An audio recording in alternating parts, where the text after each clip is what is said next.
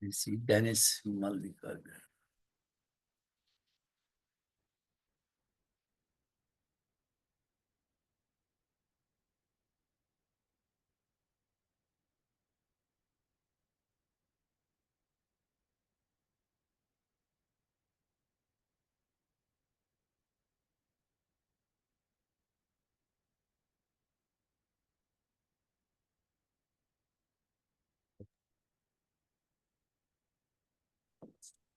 So, Dr. Ravi, shall we start? I think it, Yeah, I uh, think so. We should be starting. Yeah, reasonable number of people have joined by now. Yeah, please, Darshika. okay, okay. So, very warm welcome to the all the participants here today to joining Asia Pacific Biopesticide Community of Practice. And I'm Darshika Senadiri, joining from Sri Lanka. And it's pleasure to host you all today. And we can see the many participants across the regions, representing different regions. And before we moving ahead, and I will give you a quick recap to the last session. So, last session we had a pleasure to host Dr. Vaughn. She is from International Rice Research Institutions, and that session focused on the rice cultivation, including the impact of rice diseases and the need for rice sustainable practices like biopesticides and discovery of newly isolated microbes for potential biocontrol applications. It also explored the collaboration opportunities with industry partners with the commercialization of biocontrol agents. So that's the recaps to the last session, and warm welcome again, everyone. So let's begin the today's sessions, and I would like to invite Dr. Ravi to open and moderate the session. Over to you, Dr. Ravi. Thank you, Darshika. Welcome everyone once again to our COP on biopesticide meeting, what we call the EPCOP. We are very happy to see a good response from all the biopesticide lovers or biopesticide philic scientists. And today, in the series of webinar which we are having, or the community of practice meetings we are having, today we have one very accomplished, distinguished, young, normally young people are not distinguished and as accomplished, it takes time. But we have one with the name of Stella Nambuswa Simiyu from Crop Life Africa.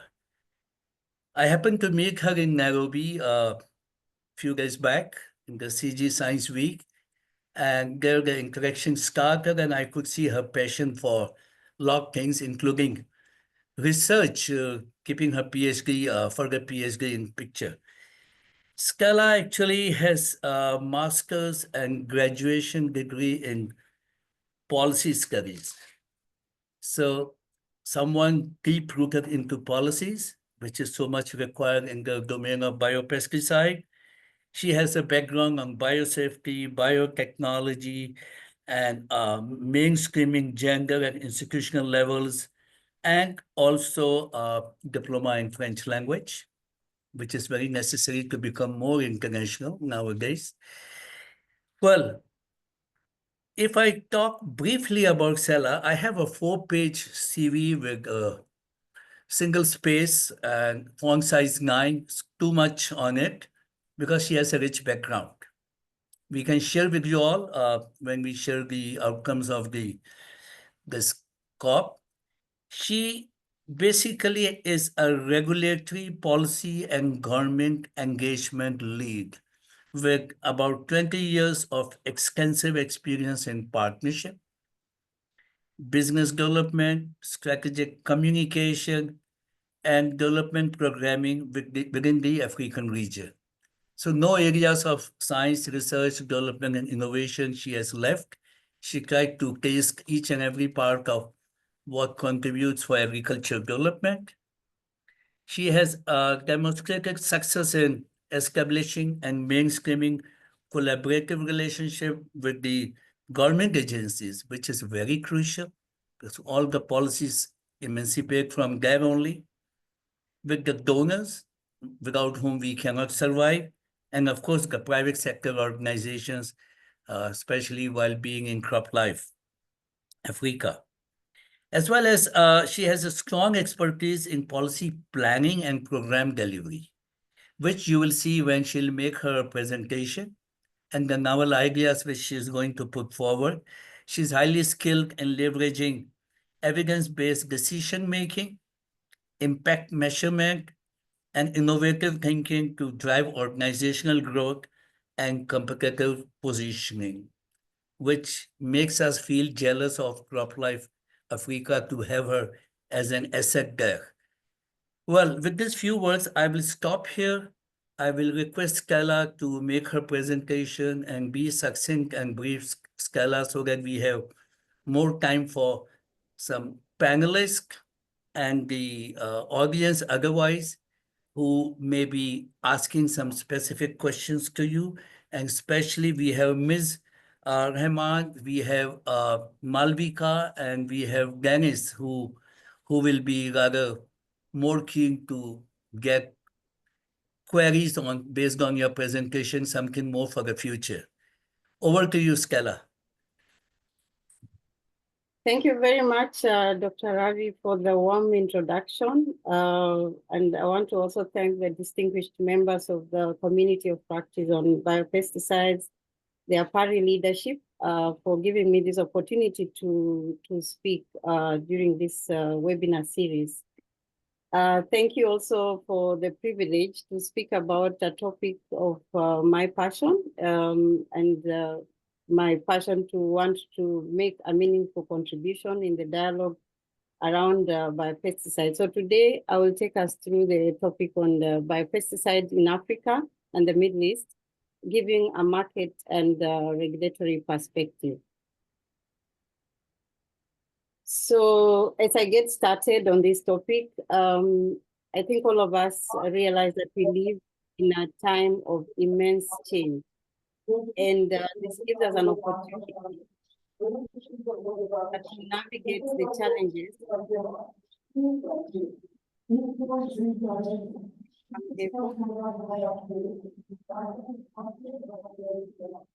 that to navigate the challenges we face today, we need to match them with the potential for innovation and growth. So talking about biopesticides, we cannot always start on the topic unless we look at what they are. And this community of practice members, this is familiar ground. There are 4 categories of semiochemicals, biochemicals, microorganisms, and macroorganisms. These are products that are derived from nature or are not naturally occurring. So I'll not go into the details because I'm speaking to the converted around this, and you deal with this every day. In terms of background, and I begin with this question that will biopesticides solve the current challenges in Africa, Middle East? And there are 3 sets of challenges that impact our region. The issue around population increase, how to feed them, and how to navigate the poverty issue and food insecurity. So this is a region of around 72 countries, with some of them with the highest poverty levels, malnutrition, and food insecurity. Most of the countries here rely on agriculture in terms of livelihood, providing employment to up to 65% of the population. Some countries it is between 75 to 80%. And also the reliance on the contribution of GDP is quite high. This is also an area where there is an aging rural population, and these are the ones engaged in agriculture, and we have challenges around involving the young people in agriculture. Another set of challenge is the climate change, which comes with it issues around flooding, environmental degradation, increase of invasion of diseases and pests for crops, and issues around inadequate toolbox for the farmer. The third aspect is a need to sustainably have food production systems. How do we build sustainable food production systems when we have all these challenges?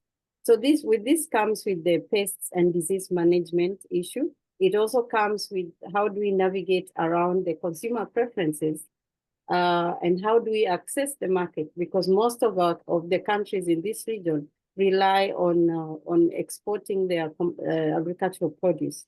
We also have policy changes and policy prescriptions from countries that we export to from this region, and also the need to have zero hunger by 2030. So how do we navigate in this?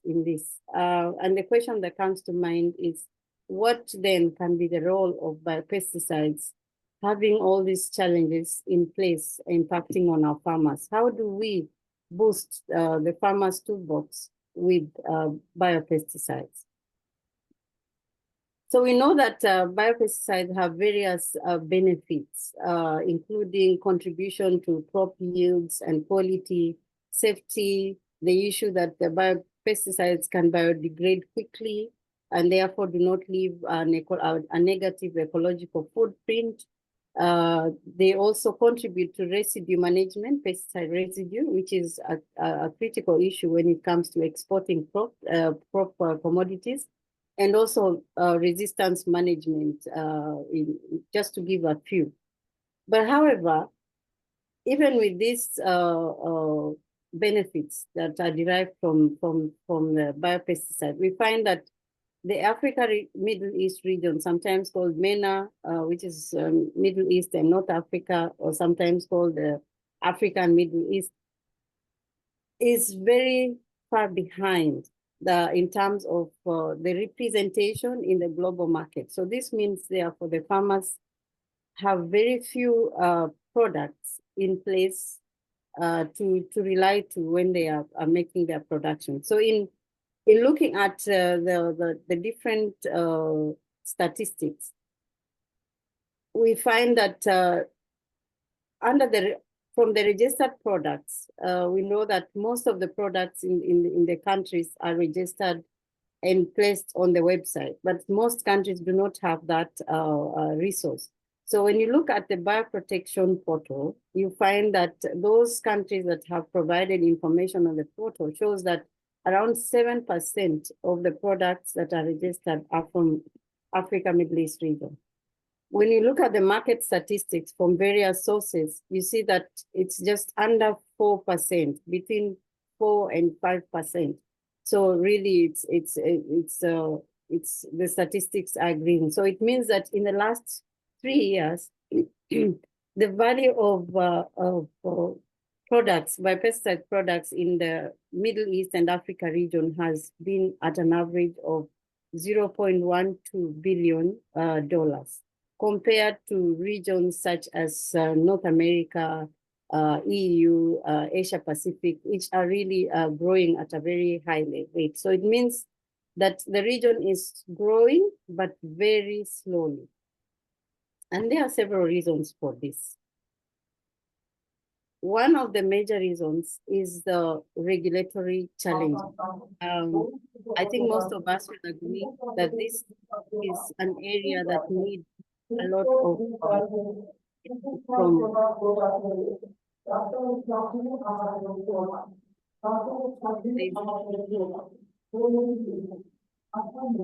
One of the challenges is the absence of a dedicated regulatory framework for biopesticides in most of the countries. And I will be showing a map of how this resonates.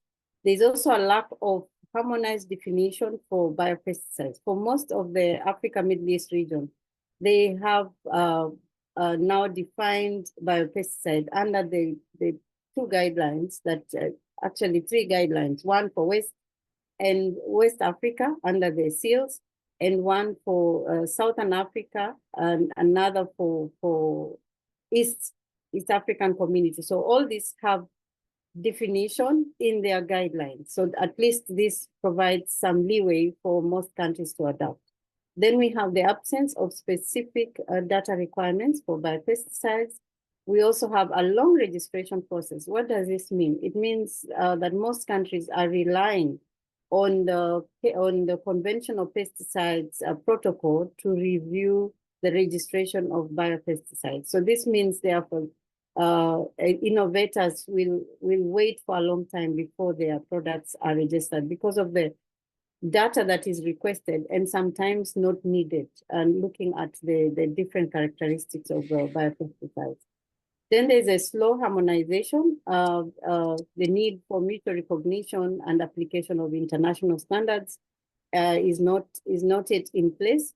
In terms of the team and expertise in the regulatory authorities, the team that evaluates biopesticides, you do not have a dedicated team. And therefore, this goes with expertise in dossier evaluation for biopesticides. This is improving, but there's a lot of ground to cover.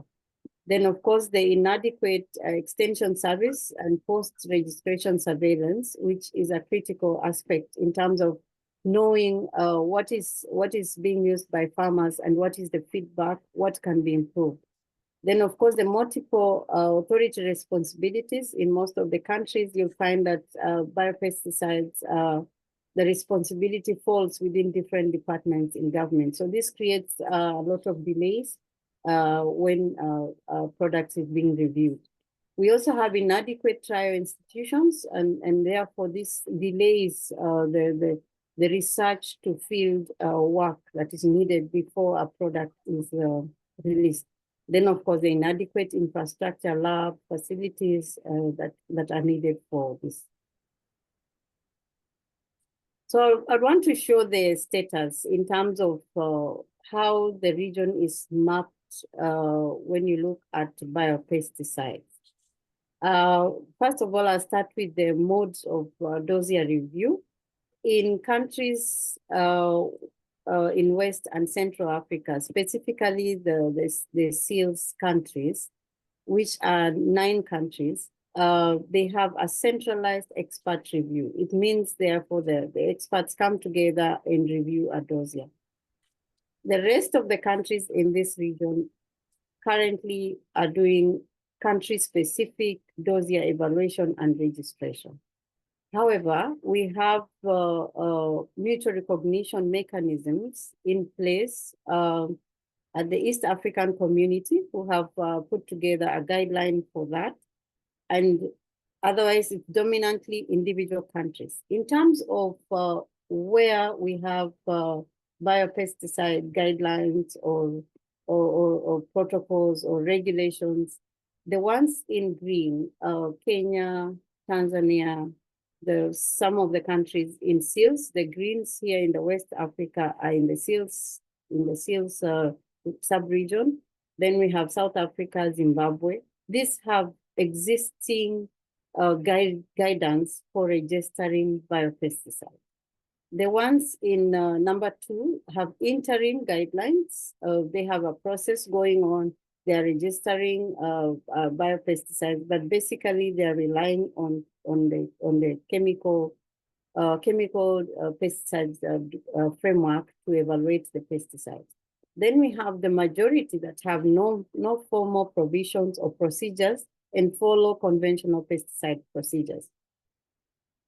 I must add that all these countries, because now we have some progress on harmonization, all these countries have a framework that they can follow. When you look at the West and Central Africa, the western part here, we have the West Africa Pesticide Registration Committee, which has not been activated yet, but there are protocols for biopesticide. And for this, 17 countries here can benefit from just relying on the guidelines and the protocols that are in place established under the SEALS to review and evaluate biopesticides.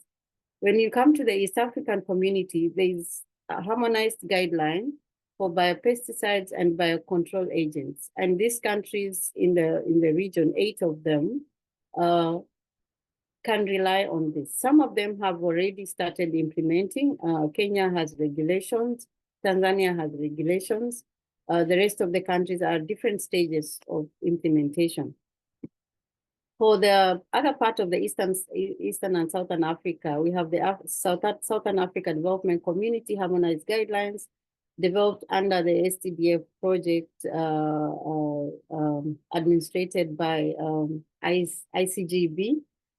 Here, they have harmonized guidelines for registration of biopesticides and biocontrol agents. You'll notice the definition, biopesticide and biocontrol agents. And these are under various levels in SADC for endorsement. So this will also then be released to all the 16 countries in Southern Africa.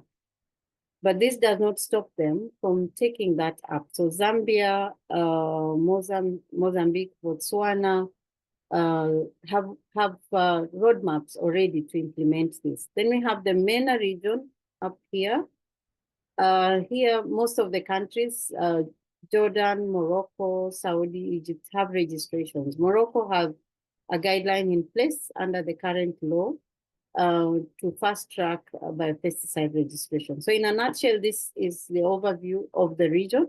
We still have the challenges that I went through, but there is some hope that they can adapt the guideline. So we also have other challenges, which then complicate the space in terms of industry and farmer challenges. I think I will not go through this because this was not part of our discussion today, but you appreciate that there are many challenges that also have an impact on the policy. And once we sort the policy, then some of these challenges will be sorted out.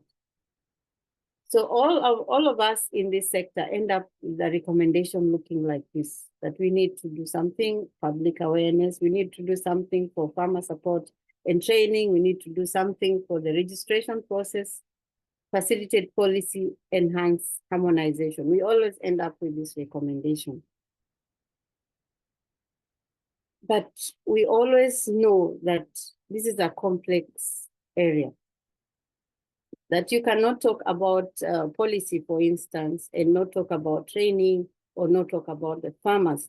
So using the causal loop theory, we put together the causality of the complexity around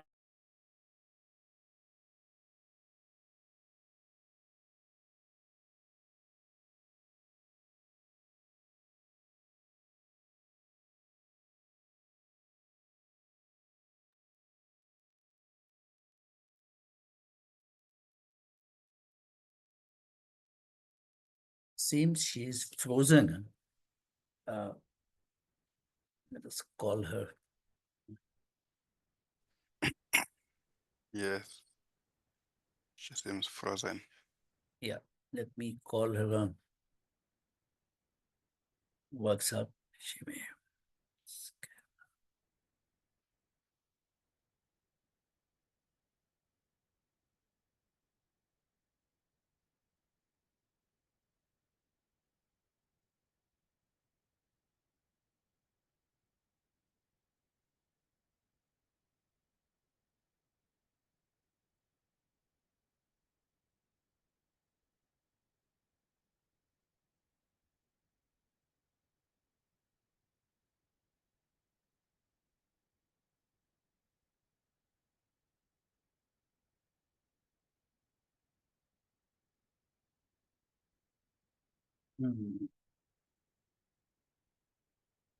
Technical challenges. We are sorry for that.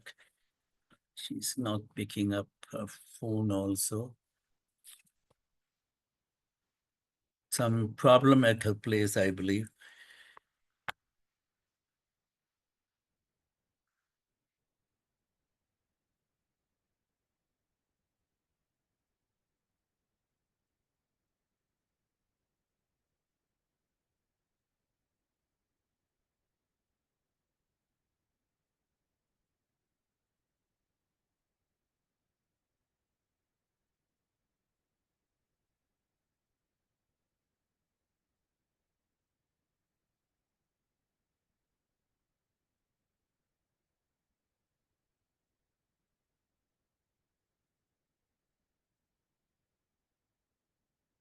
Well, friends, we are sorry for this silence for the time being.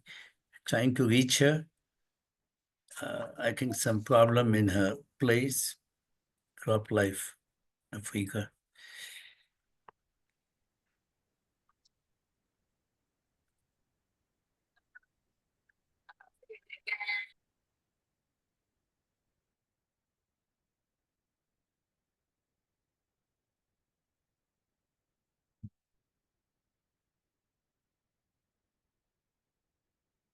Darshika,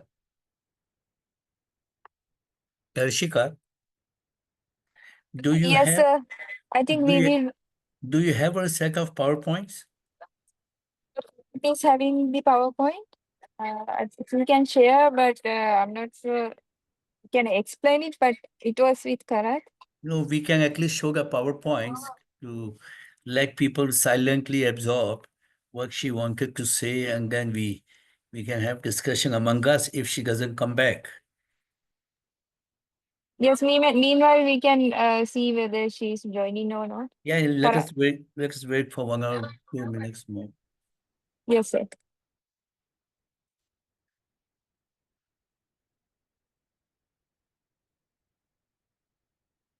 Hmm. Ah, okay, so you are projecting.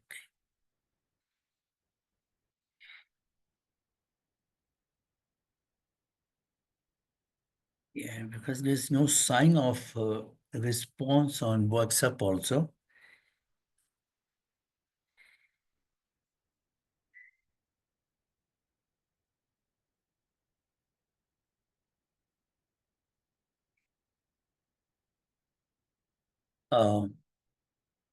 I would like to get the views of the audience also. Should we go ahead and look at PowerPoints and we may quickly present, though we may not be able to do justice on her work and her ideas, but to save time, because we have about 32 minutes more left, and we have a bit of panel discussion also. Good afternoon, sir. Yeah. I think it might be a good time to go through the presentation, and we may be able to see her work. It was a very nice presentation, and probably through the Yeah. panel we can have some discussions later. Yeah, thanks, Malvika, and I hope everyone agrees with what you say. So, Dennis, you are there, the champion of biopesticide in SADC countries. May I request you to explain her PowerPoint? It's a stupid question, but Dennis,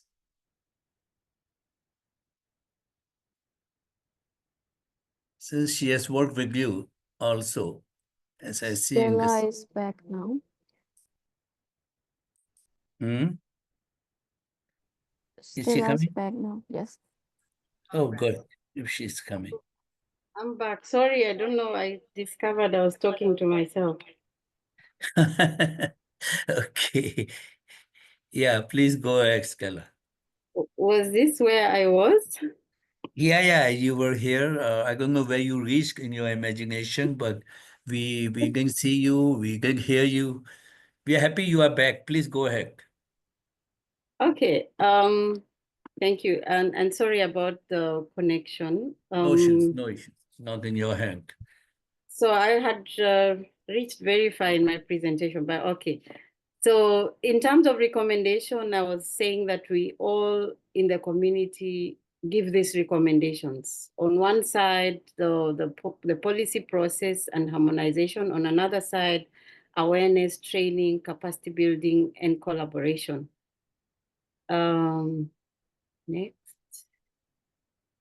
Next. Yeah. But we also realize that as stakeholders in this, the complexity is more than just the recommendations we give in the different spaces. Therefore, we need a more robust process of looking and measuring the ground that we have covered. In a nutshell, when you look at this, we want to have farmers adopt biopesticides in their IPM programs. We also want to have an increased number of products. But how do we do that? All these areas need to be covered for us to have a sustainable production system that incorporates biopesticide. We need to have all these areas looked at. And we attempted to put in place a causal loop of what impacts what, and therefore, how can we trace what we need to do in order to unlock some of the constraints we face. So we have proposed a biopesticides index. I call it biological crop protection access index. I think we'll get through the nomenclature later. And looking at several domains and providing a tool that can measure each of those domains so that countries can establish a baseline and thereafter then have regular checks, regular checks on how far they are in terms of achieving their goals. So why we came up with this is to come out of this complexity situation and attempt to have a solution that helps us then to measure the progress.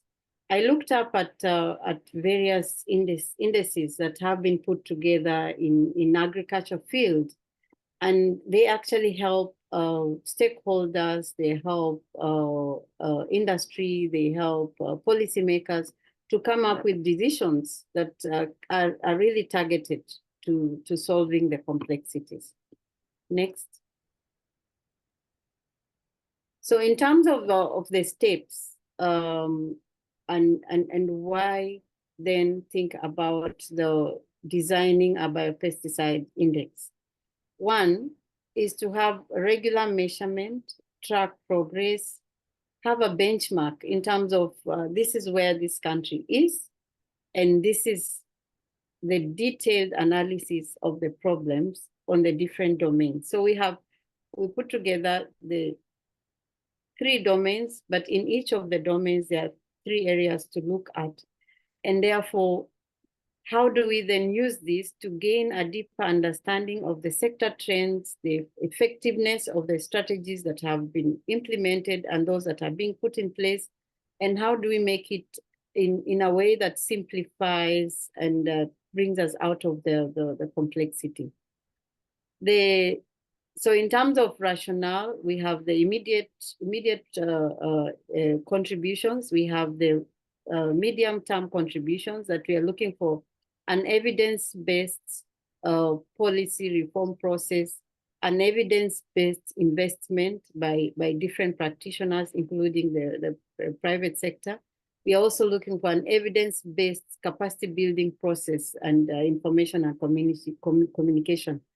Then the last one is the longer term, which looks at increased investment, which also includes enhanced access to quality biopesticides.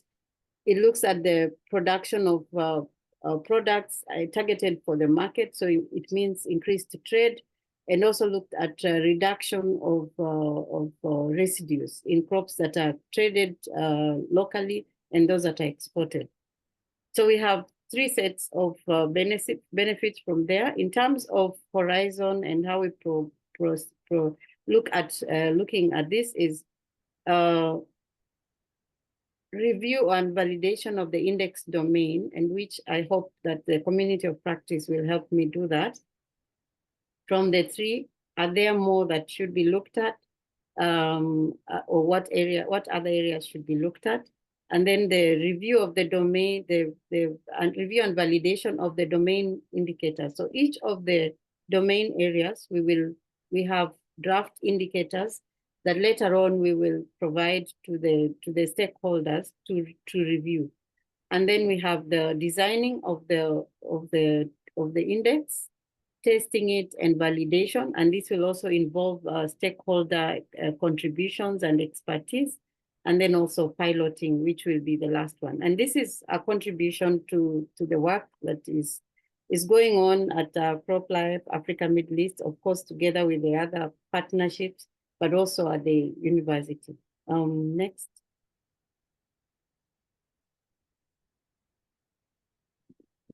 So we're looking for an index that is simple but accurately reflects the realities, challenges, and opportunities of the region. And this, if successful in the region, can be used by other regions. And therefore, I'm inviting stakeholders to help in the co-designing of the index, and especially their insights, perspectives, expertise to validate, especially the domains and the indicators. Those are like the raw materials for the index. And refining the scoring methodology will be critical. This is to ensure that it is simple. It can be used by anyone. It can be used by stakeholder groups in the country, in a region, or even on a bigger region like Africa itself. And therefore, I'm looking to invite us to participate in the surveys, interviews, technical workshops, and piloting especially. So this is an invitation, and if you feel you'd like to be part of this process, to critique it, to see what is the benefit, what is the usefulness, please feel free to reach out to me. For the domains, I would invite us to look at the to use this link or the QR to just engage after the presentation. Sorry about the hiccups on the internet, but this is it. And I'd like to acknowledge, next.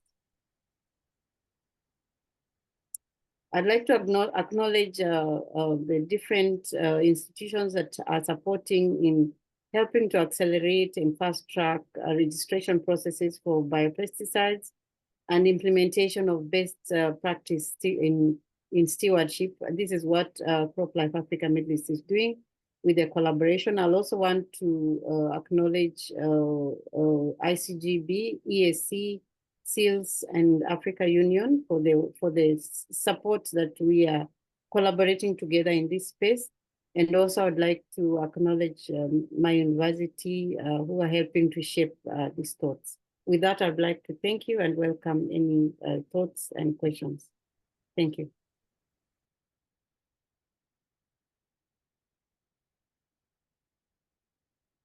Thank you so much, Skella. That was a wonderful presentation on the kind of challenges in Africa and Middle East related to biopesticide, especially in relation to regulatory areas, and also how you are proposing to simplify the whole thing, the whole complexities, to initiate a biocopa index, what you call biopesticide index.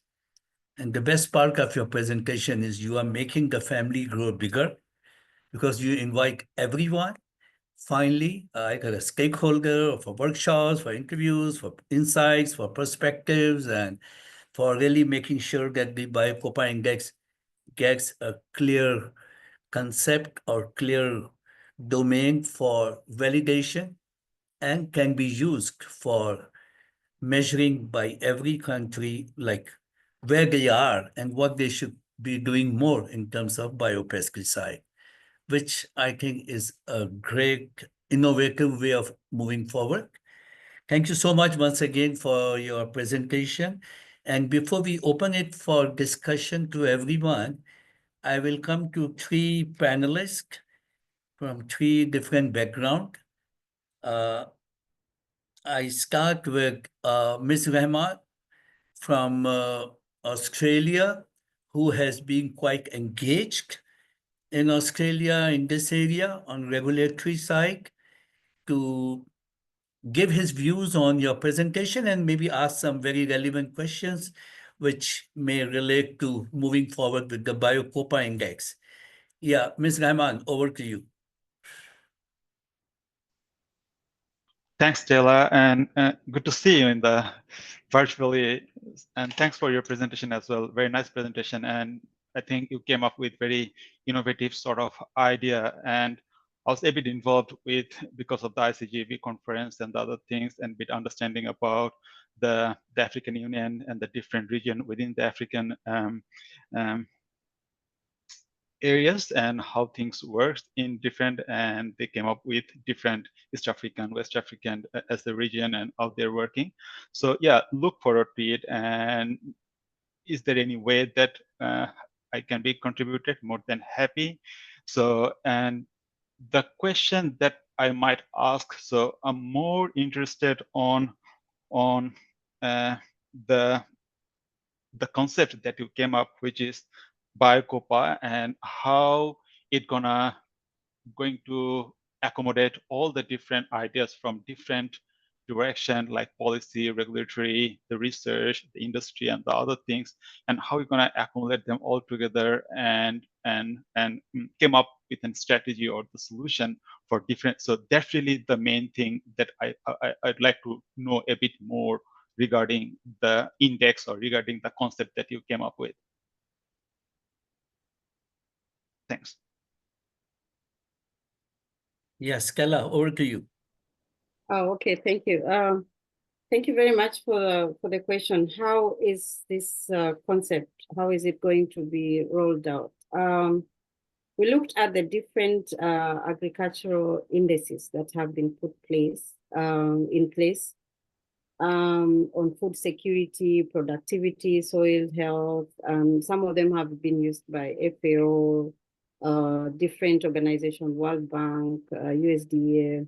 We have several of them. I also got the motivation from the Seed Access Index, which looks at the health stakeholders in countries to check the progress of access to innovation. And so looking at those ones, I got the motivation to look at, stakeholders have done so much in this field, trying to increase the number and increase the reach of biopesticides to farmers. But as we see, the growth is around 4%. So what else can we do that can have an evidence-based measure? So how am I going to involve the different stakeholders? If you looked at the presentation, I have three main domains. So we have research and development. We have the second one, which is industry competitiveness. It looks at production, it looks at distribution, it looks at distribution networks and access by farmers. So this is a big one that will really include the industry, as you say, research, academia. Then the third one, which is in the policy process, policy and institutional capacity, looks at the policy framework. Is there policies, there are strategy for the country, are there regulations, is there legislation, are there administrative guidelines? And then when you look at infrastructure in terms of personnel, do we have expertise in the regulatory institution that will help to evaluate the products? Do we have research institutions for field trials? Do we have lab capacity and all the infrastructure? So that falls in the different categories. So as you say, different stakeholders will engage at different levels based on that. So we'll be able to expand for each domain, and we have the indicators that help to measure, which will also be validated by stakeholders. Thank you. Yeah, thank you. Thank you very much. Thanks, Stella. Thanks, Ms. May I request Dennis Ndolo from ICGEB, who himself is a great expert in biopesticide regulatory harmonization in SADC countries, to have good morning, good afternoon. Hope you can hear me. For some reason, my video is not coming on. No issues. Okay. Yeah, thank you very much. Thank you so much, Stella. That was an excellent presentation. I think it gives a very good overview of the status of biopesticide regulatory frameworks in the AME region. And it also really comprehensively looks at the challenges. Now, for me, one of the things that stood out during in the presentation is the Biocopa index. I think it is a very innovative approach to trying to assess growth within the biopesticide sector, and to facilitate the identification of specific areas requiring improvements. So I think that for me really stood out. And I also like the fact that the presentation focuses on solutions. So it's a very solution-oriented presentation, giving very practical suggestions, especially the Biocopper Index. And thank you very much, Stella, for inviting stakeholders to participate in the development of this index, because I'm sure it will require a lot of stakeholder involvement. I think we all need to pull together, and thank you very much for inviting stakeholders to participate in the development of this this tool. All I can say is actually that I just look forward, Stella, to engaging further as one of the stakeholders to ensure that this tool can be developed and it can then be able to make a difference in the sector, because as I mentioned earlier, I think it's a really good tool in trying to identify what are the areas that need to be addressed in order to promote further growth within the biopesticides sector. So I don't have any any questions. I think I just wanted to make that comment. I think the Biocopper Index is a really, really great idea, and I hope that sooner rather than later we should be able to have that tool for use within the sector. Thank you very much. Thanks, Ganesh. It's very helpful. Okay, I would like to move on to Dr. Malvika Chaudhary. She's a global director with CAB International, with CAB in India. Malvika, your observations or your questions?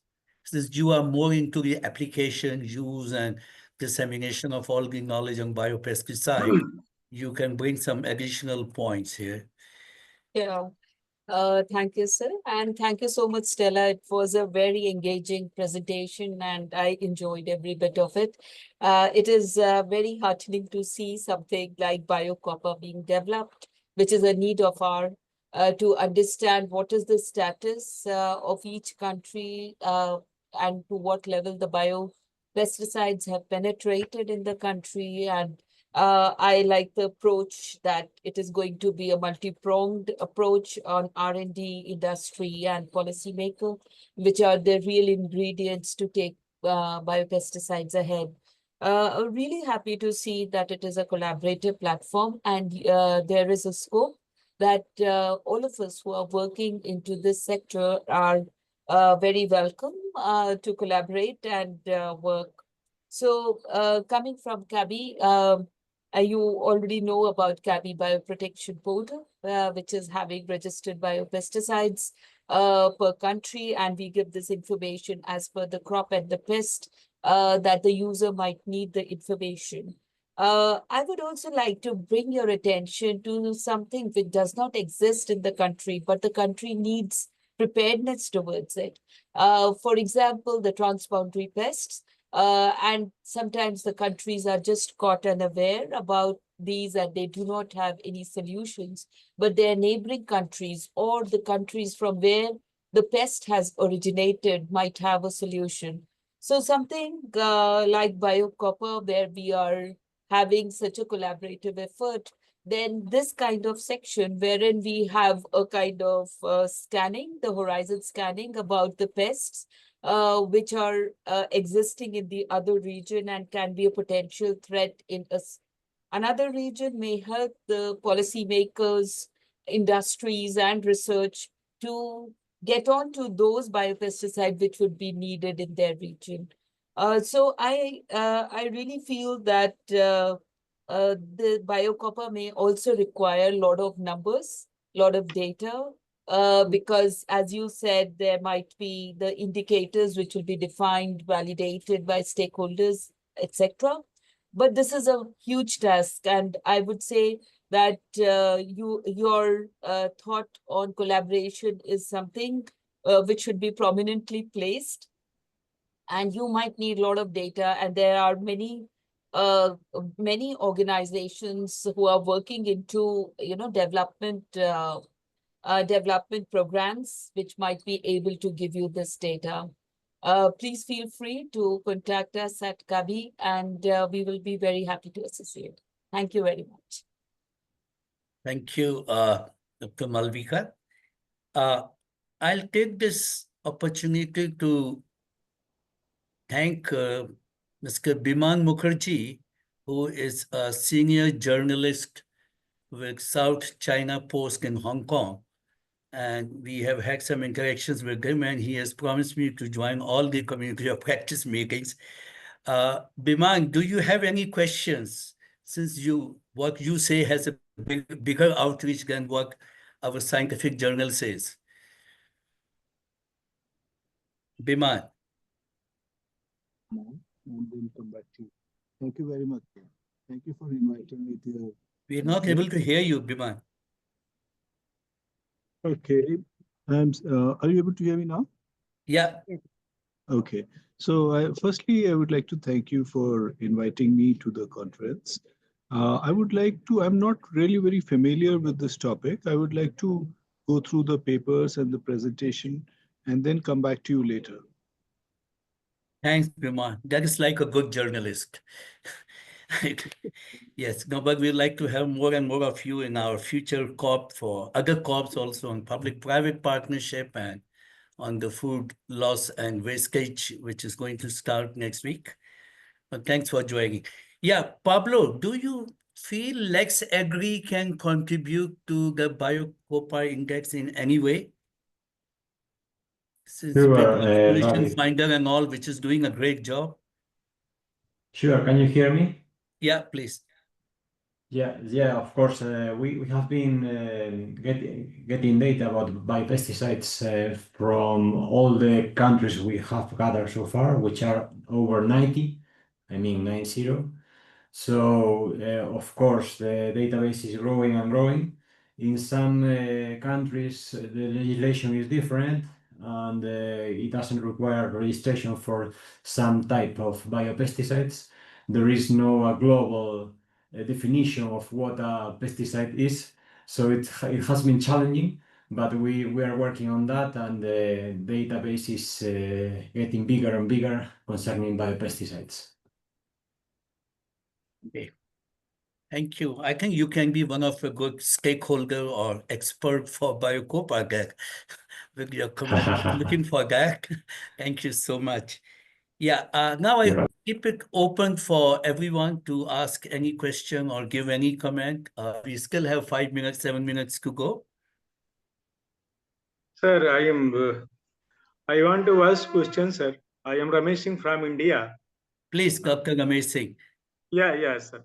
Sir, most of the case in first up, I thank you to the APARI for providing me this opportunity to participate in COP. So my question is that, sir, very simple, and most of the farmers, researchers, we are concerned about this.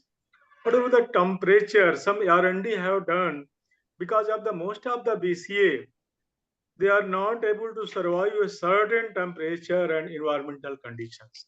So any R&D have been done, the biocontrol agents, they can work better in the field under field condition and the some light higher temperatures and less relative humidity.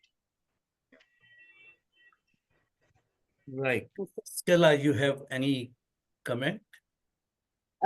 Yes, thank you very much, Dr. Ramesh, for this question. It is actually one of the biggest challenges when it comes to farmers using biopesticides because of the climatic situations, climatic conditions that are different. And this is one of the areas that we look to innovation, R&D input on how do we navigate such areas in terms of how do we help farmers, let's say in a very hot area, to use biopesticides. Are there facilities that can be provided that are common for the storage of such products so that they can only be used at the point they are needed instead of then farmers are storing them? So that requires a lot of collaboration. It is a difficult area to navigate, but this is one of the areas that companies are looking into to help farmers be able to use the products. Thank you. And there's a question by Peter Bolo in the chat, Scala. How are quality assurance and post-market surveillance handled to prevent counterfeit or substandard products? Okay, thanks, Peter, for this question. This is also a major area of challenge for most of our countries, knowing that our post-registration monitoring and surveillance is very weak in terms of the number of personnel and also in terms of facilities, for instance, labs to check the quality of the product. So how this can be done again is collaboration. Some countries have put in place measures to help have robust surveillance systems, but of course, most of them in our region do not have a market surveillance system. This then makes farmers fall for anything that is being provided. So training of the agro dealers who are storing, who are selling the products to the farmers, training of the farmers themselves is very critical. And as you must appreciate, this requires a lot of collaboration. Thank you. Yeah, any question or any comment from anyone else?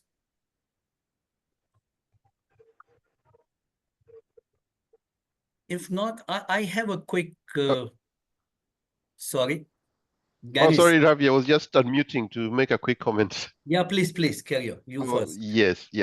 So, so in regard to the question that was asked about how to enhance the field persistence of biopesticides, I think one of the technologies that in which there has been a lot of focus lately is nanotechnology. So I think there are researchers who are working on methods of encapsulating biopesticides, what they call encapsulation, which does a few things. One, it shields them from UV, because a lot of biopesticides, like the virus biopesticides, for example, one of the main challenges is UV degradation. So I think there are research projects which are focusing on nanoencapsulation, which will shield viruses from UV radiation. And it also allows for slow and controlled release of the biopesticides over time. So I think that's one thing that comes to mind in terms of, I think the speaker was right that the environmental persistence of biopesticides remains a great challenge to their use. And so I think the developments in the nanotechnology space, are quite welcome, and I think would go a long way in enhancing the field performance of these products. Thank you. Thanks, Ganesh. Yeah, Stella, when I was looking at those rationale of your Biocopper index, maybe I missed that, the point which can be an indicator. I think the availability of biopesticide is a very basic factor, which I somehow missed. Maybe it is there. Availability from two angles. One is from the local manufacturing, and second is from the import. And those factors should be playing a big role in the index, in my view. Because we have seen, like in Bangladesh, where we have tried to do a bit of work on it, like very few companies, some are coming up, but there's no market or there's no clarity on the market. That is one, which I think has to be captured somewhere in the index. Why there is no manufacturer? Why there is only import? Then when it comes to import, certain countries have a problems in the import guidelines and all, especially when you go for biocontrol agents, you have the ISPMs and all to be qualified. So these points, I believe, are the very basic indicators for the Biocopper index, in my view. But maybe I missed in your PowerPoint. I just wanted to highlight that, the very availability of the biopesticide. Yes, you're right, Dr. Ravi. It's one of the key components, indicators under the first R&D and also under the industry competitiveness, where we look at the number of products, we look at the number of local producers, we look at the importation of biopesticides and the climate around all those processes for research, local production, and importation. So it is there. It is included in Okay. the indicator. Good. Thank you so much. I So, see another. yeah, you want to say your last words, Stella? Okay. My last words, I would like to invite everyone to join in the co-design. I know that most of you have a lot of experience in this area, and I would benefit from having your input in creating this design and how we can roll it out and test it and use it for our measuring of the progress. I see some questions still in the chat. Carry on. You can respond. We can extend by 2-3 minutes, no issue. Okay, so how can we expect that biopesticides will go to 17.3 billion market from this? Very difficult question. It's a very difficult question, but I think we can do our part that in our region, we are at 4.5% of representation, yet it is a region that has enormous capacity and potential to use biopesticides. So how can all the stakeholders join this? So there's a lot of space to innovate from our region, and hopefully that the innovators will be on board in helping create this index and be able to measure where they can have their next innovation or investment tried out. I see that another comment that quality assurance system is important. Yes, it is included also in the indicators. Thank you very much, everyone. And I'm looking forward to interacting with all of you and sharing the results as they come up. Thank you, Stella. And just to make the BioCopa Index a reality for which you are working hard, what we can assure you on behalf of our COP is we can post your presentation, your invite, your QR code and all to all the members. We have about 400 members. I think about 50, 60 have joined today so that we can have a better outreach of, and maybe a good number of them will respond. That might help you to identify more stakeholders, more experts, and people to get different perspectives. So that we can help you definitely. Please give us in a structured form. Please send it to Darshika. What exactly has to go out? We can send it through our COP constant contact mail and keeping you in the loop so that you can benefit maximum out of it. With this, I would like to thank you warmly, profusely for your presentation, which was very insightful, which not only gave a profile of where Africa and Middle East is now in terms of biopesticide regulatory harmonization and all, but it opens a gateway for how in future we can have an index which can help country to see where they have to invest. Because actually the index is, for me, will be a key driver for investment in future. And the investment in biopesticide, I believe, is very crucial, especially when we are going in the mode of agroecology and so on, where we are moving away from the chemicals. So thank you for this great effort. Thank you for very innovative presentation. And with this, I thank each and every panelist, participant, everyone for your interactions, for your useful comment. Thank you, one and all. If I may, Thank Dr. you. Ravi. We can have a group photo. Yes. Yeah. We can have a group photo. Please switch Please. on your video, yeah, all of you. Yes.